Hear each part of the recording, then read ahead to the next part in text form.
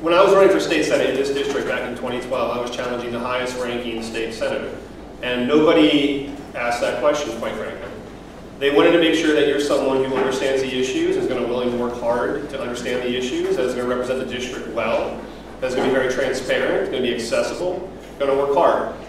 That's the real measure of qualifications for the office.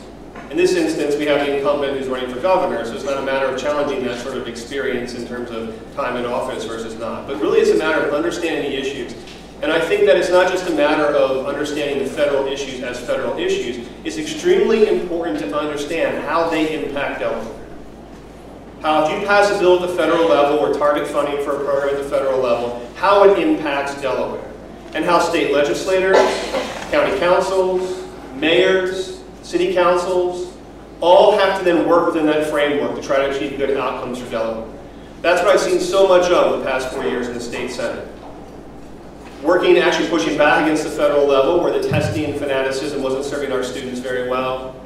Trying to work to make sure that we had federal funding come to Delaware alongside infrastructure funding. Really understanding how those levels of government come together and align or overlap to achieve good outcomes for Delawareans. In addition to that, though, what I'll say is, I do believe, and we've seen many Delawareans say the same thing, and in fact, for many decades, we've seen Delaware really want to make sure that we send someone to D.C. who has some elected experience first. This is a legislative seat in Congress. The role of the legislature is extremely different from that of an executive. The role of the legislature is extremely different from that of a staff member.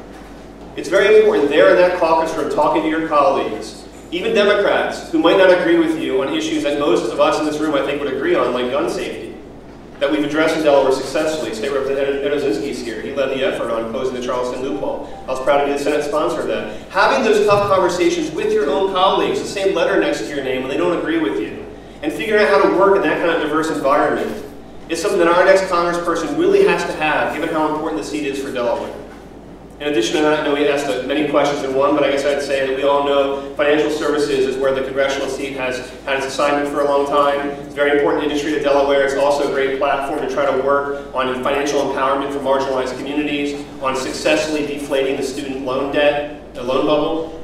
So there are big issues you can address from that seat that are very important to Delaware and to all Americans, and I look forward to doing so effectively on financial services.